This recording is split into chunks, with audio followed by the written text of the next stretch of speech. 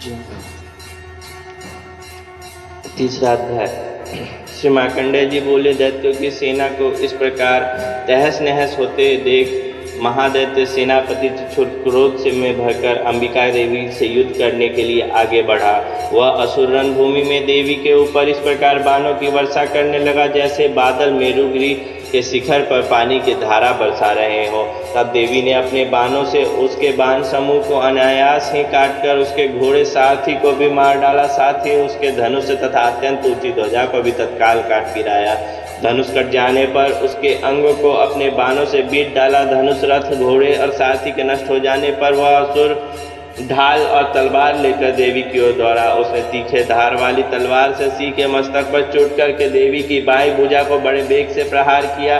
राजन, देवी की भुजा पर पहुंचते ही वह तलवार टूट गई। फिर तो क्रोध से लाल आंखें करके उस राक्षस ने सूल हाथ में लिया और उसे उस महादैत्य ने भगवती भद्रकाली के ऊपर चलाया। वह सूल आकाश में गिरते हुए सूर्यमंडल की भांति अपने तेज से प्रज्वलित हो उठा।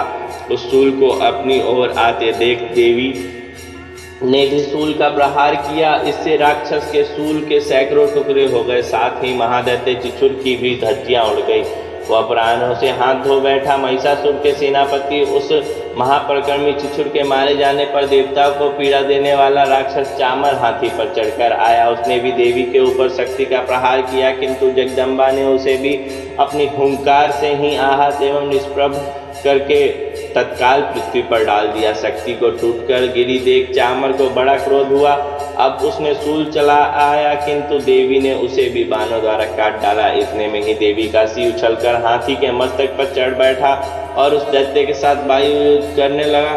वे दोनों लड़ते लड़ते हाथी से उतरकर पृथ्वी पर आ गिरे। अत्यंत क्रोध से भरकर एक दूसरे पर बड़े वेग से प्रहार करते हुए लड़ने लगे। तदंतर सिंह बड़े वेग से आकाश की ओर उछला और उधर से गिरते समय उसने पंजे से मारकर चामर का सिर धड़ से अलग कर दिया।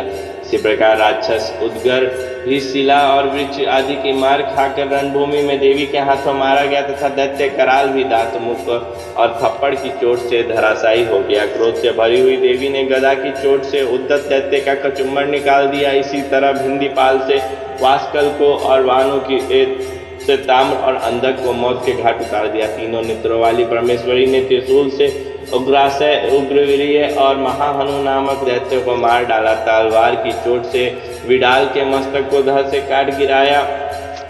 दुर्धर और दुर्मुख इन दोनों दैत्यों को भी अपने बाणों से यमलोक भेज दिया।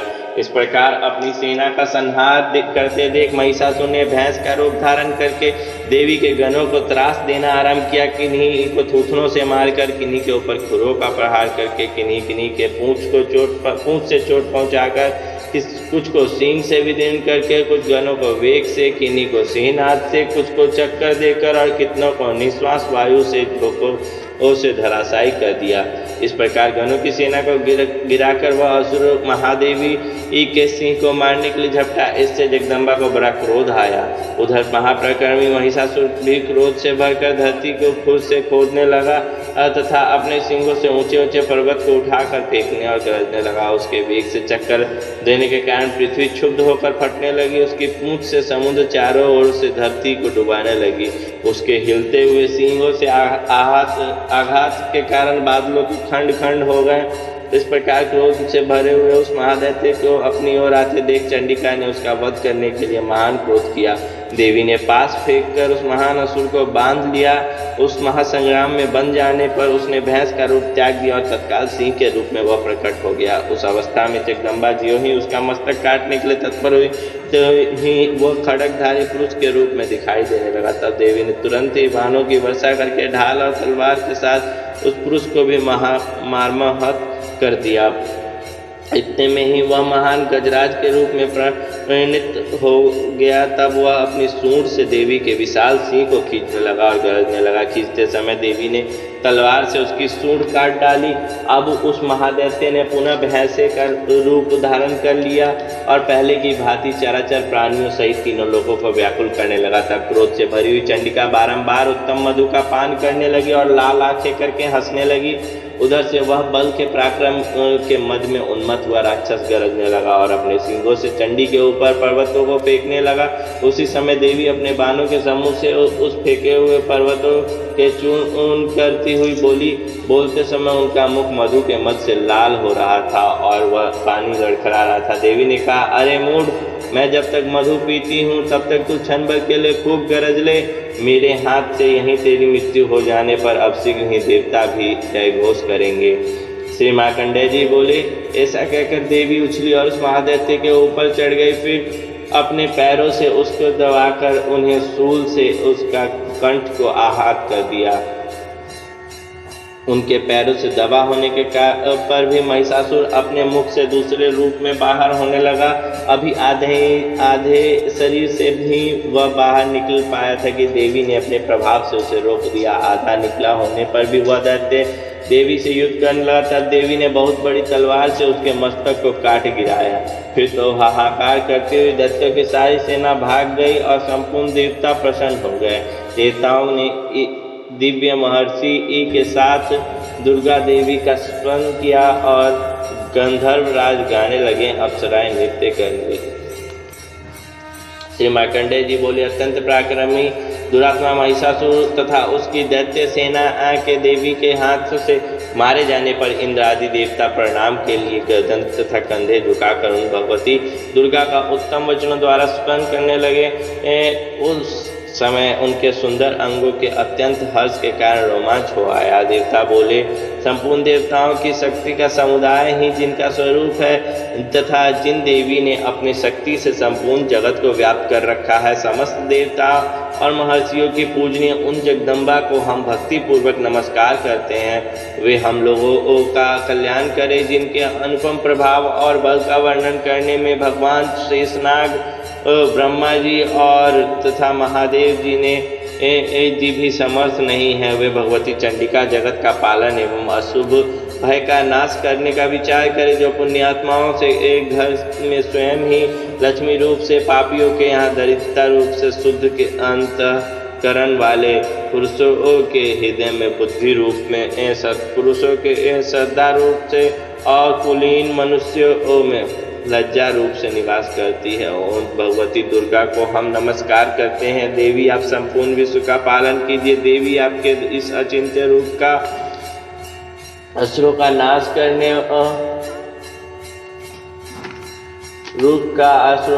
करने वाली भारी पराक्रम का तथा समस्त देवताओं और दैत्यों के समक्ष युद्ध में प्रकट किए हुए आपके अद्भुत चरित्र का हम किस प्रकार वर्णन करें। आप संपूर्ण जगत की उत्पत्ति का कारण है। आप में सत्गुण, रजोगुण, तमोगुण ये तीनों गुण विद्यमान हैं, तो भी दोषों के साथ आपका संपर्क नहीं जान पड़ता है। भगवान विष्णु और महादेव जी आदि देवता भी आपका पार नहीं पाते हैं। आप ही समस्त अखिल का आश्रय हैं। यह समस्त जगत आपका अंशभूत है क्योंकि आप सबकी आदिभूत है, अव्यक्त पराप्रकृति है। देवी, संपूर्ण युगों में जिनके उच्चारण से सब देवता तृप्ति लाभ करते हैं, वह स्वाहा आप ही हैं। इसके अतिरिक्त आप पितरों को भी तृप्ति का कारण है, अतएव सब लोग आपको स्वधा भी कहते हैं।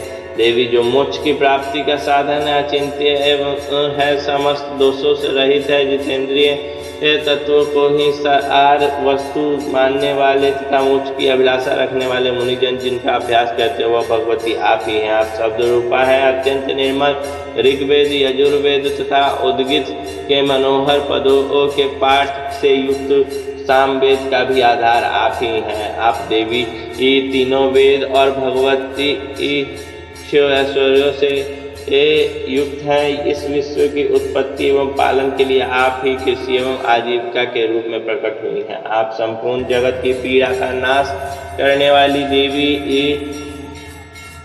वाली हैं देवी, जिससे समस्त शास्त्रों के सार का ज्ञान होता है, वह मेधा शक्ति आप ही हैं। दुर्गम भवसागर से पार उतारने वाली नौका रूप दुर्गा देवी भी आप ही हैं। आपकी कहीं भी आसक्ति नहीं है। कैटव के शत्रु भगवान विष्णु उनके वक्षस्थल में एकमात्र निवास करने वाली भगवती लक्ष्मी का तथा भगवान चंद्रशेखर द्वारा सम्मानित गौरी देवी भी आप ही हैं। आपका मुख मंद मुस्कान से सुशोभित निर्मल पूर्ण चंद्रमा के बिंब का अनुकरण करने वाला है और उत्तम स्वर्ण की मनोहर कांति से कामनीय तो भी उसे देखकर महिषासुर को क्रोध हुआ और सहसा उसने उस पर प्रहार कर दिया। यह बड़े आश्चर्य की बात है देवी, वही मुख जब क्रोध से युक्त होने पर उदय काल के चंद्रमा की भांति लाल और तने हुई भौं के कारण विकराल हो उठा, तब उसे देखकर जो महिषासुर के प्राण तुरंत नहीं निकल गए। यह उससे भी बढ़कर आश्चर्य की बात है, क्योंकि क्रोध में भरे हुए यमराज को देखकर भला कौन जीवित रह सकता है। देवी आप प्रसन्न हो, परमात्मा स्वरूप आपके प्रसन्न होने पर जगत का अभ्युदय होता है और क्रोध में भर जाने पर आप तत्काल ही कितने कुलों का सर्वनाश कर डालती हैं। यह बात अभी अनुभव में आई है, क्योंकि महिषासुर का यह विशाल सेना क्षण भर में आपके कोप से नष्ट हो गया। सदा अभ्युदय प्रदान करने वाली आप जिन पर प्रसन्न रहती हैं वे ही देश में सम्मानित हैं और उन्हीं को धन और यश की प्राप्ति होती है। उन्हीं का धर्म कभी स्थिर नहीं होता है। वे ही अपने हष्टपुष्ट स्त्री पुरुष पुत्र और भृत्यों के साथ धन्य माने गए हैं जाते हैं। देवी आपकी ही कृपा से पुण्यात्मा पुरुष प्रतिदिन अत्यंत श्रद्धापूर्वक सदा सब प्रकार के धर्मानुकूल कर्म करता है और उनके प्रभाव से स्वर्गलोक को जाता है। इसलिए आप तीनों लोकों में निश्चय ही मनोवांछित फल प्रदान करने वाली हैं। माँ दुर्गे आप स्मरण करने पर सब प्राणियों का भय हर लेती और स्वस्थ पुरुषों द्वारा चिंतन करने पर उन्हें परम कल्याणमय बुद्धि प्रदान करती हैं। दुख दरिद्रता और भय हरने वाली देवी आपके सिवा दूसरी कौन है जिसका चित्त सबका उपकार करने के लिए सदा ही दयालु रहता हो। देवी इन राक्षसों के मारने से संसार को सुख मिले था। ये राक्षस चिरकाल तक नरक में रहने के लिए भले ही पाप करते रहे हो, इस समय संग्राम में मृत्यु को प्राप्त होकर स्वर्गलोक में जाएं। निश्चय ही यही सोचकर आप शत्रुओं का वध करती हैं। आप शत्रुओं पर शस्त्रों का प्रहार क्यों करती हैं? समस्त असुरों को दृष्टिपात मात्र से ही भस्म क्यों नहीं कर देती? इसमें भी एक रहस्य है। ये शत्रु भी हमारे शस्त्रों से पवित्र होकर उत्तम लोक को जाएं। इस प्रकार अब उनके प्रति भी आपका विचार अत्यंत उत्तम रहता है। खड़ग के तेज पुंज की भयंकर दीप्ति के साथ तथा आपके त्रिशूल के अग्रभाग से धनीभूत प्रभा से चौंधिया कर जो असुर की आंखें फूट नहीं गए, उसमें एक कारण यह था कि वे मनोहर रश्मियों से युक्त चंद्रमा के समान आनंद प्रदान करने वाले आपके सुंदर मुख का दर्शन करते थे। देवी आपका शील दुराचारियों के बुरे बर्ताव को दूर करने वाला है। साथ ही यह रूप ऐसा है जो कभी चिंतन में नहीं आ सकता है और जिसका कभी तुलना नहीं हो सकता है, तथा आपका बल और पराक्रम तो उन दैत्यों का भी नाश करने वाला है जो कभी देवताओं को पराक्रम को भी नष्ट कर चुके थे। इस प्रकार आपने शत्रुओं पर भी अपनी दया ही प्रकट की है। वरदायिनी देवी आपके इस पराक्रम की किसके साथ तुलना हो सकती है तथा शत्रुओं को भय देने वाला एवं अत्यंत मनोहर ऐसा रूप भी आपके अतिरिक्त और कहाँ है। देवी हृदय में कृपा और युद्ध में निष्ठुरता, ये दोनों बातें तीनों लोक के भीतर केवल आप में ही देखी गई है। हे माते, आपने शत्रु का नाश करके इस समस्त लोकी की रक्षा की है। उन शत्रुओं को भी युद्ध भूमि में मारकर स्वर्गलोक पहुंचाया है तथा उन्मत्त दैत्यों के प्राप्त होने वाले हम लोगों के भय को भी दूर कर दिया है। आपको हमारा नमस्कार है। हे देवी, आप शूल से हमारी रक्षा करके अंबिका आप खड़ग से भी हमारी रक्षा करें तथा घंटा की ध्वनि से और धनुष की टंकार से भी हमारी रक्षा करें। सब की रक्षा करें। चंडिका पूर्व पश्चिम और दक्षिण दिशा में आप हमारी रक्षा करें। ईश्वरी, आपने त्रिशूल को घुमाकर आप उत्तर दिशा से हमारी रक्षा करें। तीनों लोकों में आपके जो परम सुंदर एवं अत्यंत भयंकर रूप विचरते रहते हैं, उनके द्वारा आप हमारी तथा इस भूलोक की रक्षा करें। अंबिके, आपके हाथ में शोभा पाने वाले खड़ग, शूल और गदा आदि जो अस्त्र हो, उन सब के द्वारा आप सब ओर से हम लोगों की रक्षा करें। श्री मार्कंडेय जी बोले, इस प्रकार जब देवताओं ने जगत माता दुर्गा की स्तुति की और नंदन वन के दिव्य पुष्प एवं गंध चंदन आदि के द्वारा उनका पूजन किया, फिर सबने मिलकर भक्ति पूर्वक दिव्य धूपों की सुगंध निवेदित की। तब देवी प्रसन्न वदन होकर प्रणाम करते हुए सब देवताओं से कहा। देवी बोली, देवताओं तुम सब मुझसे जिस वस्तु की कामना रखते हो उसे मांग हो। देवता बोले, भगवती आपने हमारी सब इच्छा पूर्ण कर दिया, अब कुछ भी बाकी नहीं, क्योंकि हमारा यह शत्रु महिषासुर मारा गया। महेश्वरी, इतने पर भी यदि आप हमें और वर देना ही चाहती हैं तो हम जब जब आपका स्मरण करें तब तब आप दर्शन देकर हमारा महान संकट दूर कर दिया करें। अंबिके जो मन से इस स्रोत द्वारा आपकी स्तुति करे, उससे वित्त समृद्धि और वैभव देने के साथ ही उसका धन और स्त्री आदि संपत्तियों को भी बढ़ाने के लिए आप सदा हम पर कृपालु रहें। ऋषि बोले, राजन देवताओं ने जब अपने तथा जगत के कल्याण के लिए भद्रकाली देवी को इस प्रकार प्रसन्न किया, तब वे तथास्तु कहकर वहीं अंतर्ध्यान हो गए।